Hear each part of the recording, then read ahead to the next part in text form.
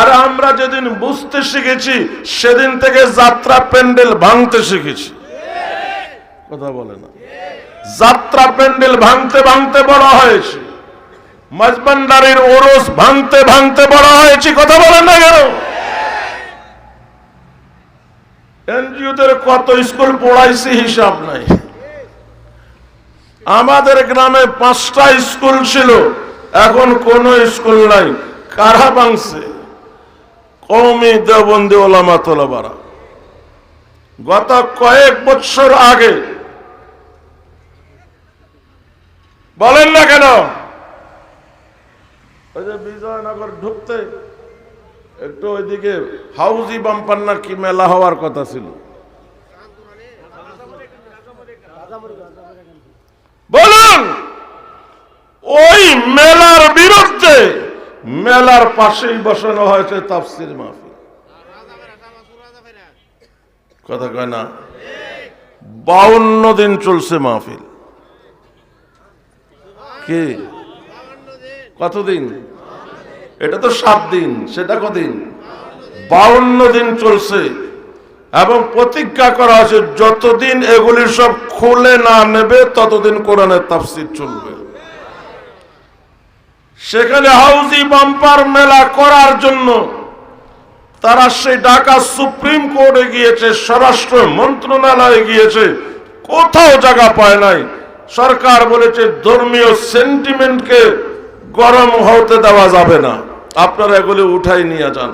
কোথাও সফল না হইয়া এগুলি সব ট্রাকে ভরে নিয়ে আসছে। 52 দিনের সময় মুনাজাত হয়েছে। এই তাফসীর মাহফিল সফল না অসফল? কথা বলেন। এখানে যারা আয়োজক এরাও মুজাহিদ, যারা বক্তা তারাও মুজাহিদ, যারা শ্রোতা ছিল এরাও মুজাহিদ। কি জিহাদ কাকে বলে? দ্বীনের বুলন্দির জন্য বাতিলকে ধ্বংস করা। এটা তো কওমি দেওবন্দি ওলামা তোলামাদের পেশা। কি কওমি দেওবন্দি ওলামা তোলাবারা জন্মগত মুজাহিদ। এখানে মুজাহিদ নাম দিয়ে আরেক গ্রুপ আলাদা করার সুযোগ নেই। আমরা এমনি মুজাহিদ। কথা বলেন না কেন?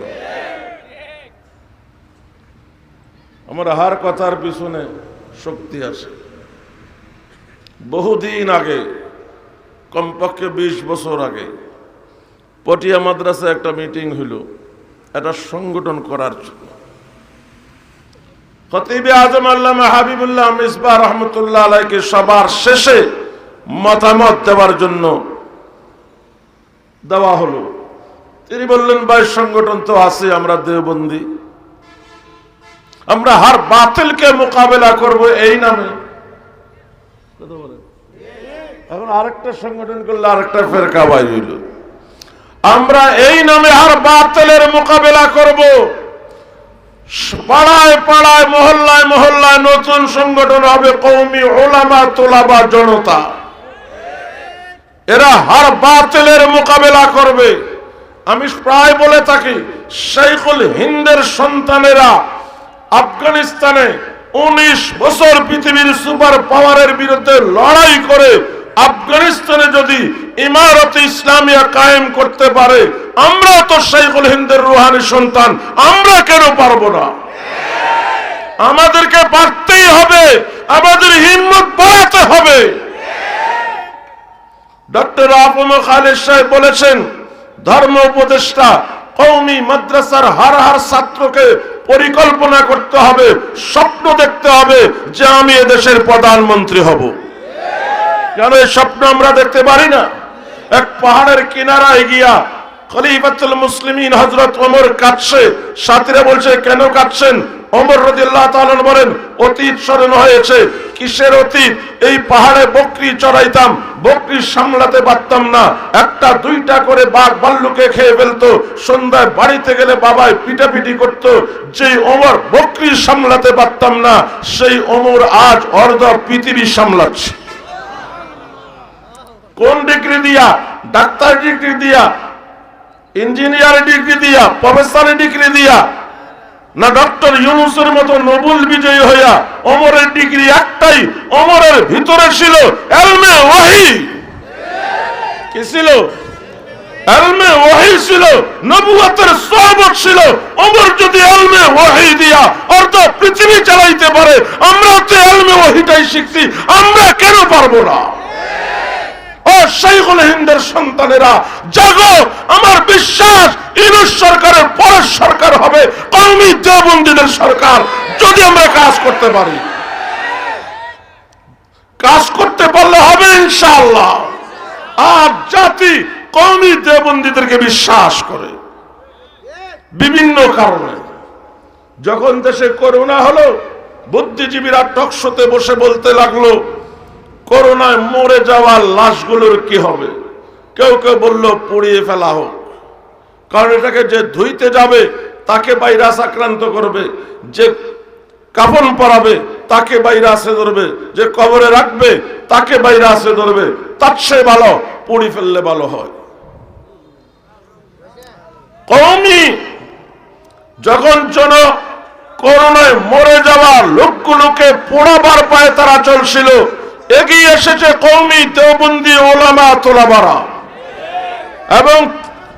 এবং তাদেরকে সৎকারের ব্যবস্থা করেছে কওমি দেওবন্দি ওলামা তোলাবা জনতা। কথা বলেন ঠিক না বেঠিক? আবারও একটা কথা বলছি, কওমি দেওবন্দি ওলামা তোলাবা যদি আফগানিস্তানে পারে, আমরাও পারবো। তবে শর্ত একটা, কওমি হয়ে কেউ কওমির গোশত খাওয়ার চেষ্টা করবে না। কেউ কেউ কওমি হয়ে কওমিদের গোশত খাওয়ার চেষ্টা করছে, এই অধিকার কে দিয়েছে তোমাকে? কওমি দেওবন্দি ওলামাদের স্লোগান হলো সাহাবাতু নিথা নমুনাতা সাহাবা কা। বলুন, সাহাবায়ে কেরাম সমালোচনার ঊর্ধ্বে কওমি দেওবন্দি ওলামায়ে কেরাম সমালোচনার ঊর্ধ্বে রাখতে হবে। জাতির সামনে কারো দ্বারা কোনো ভুল ত্রুটি হলে অভ্যন্তর সংশোধন হবে, মঞ্চে বসে নয়।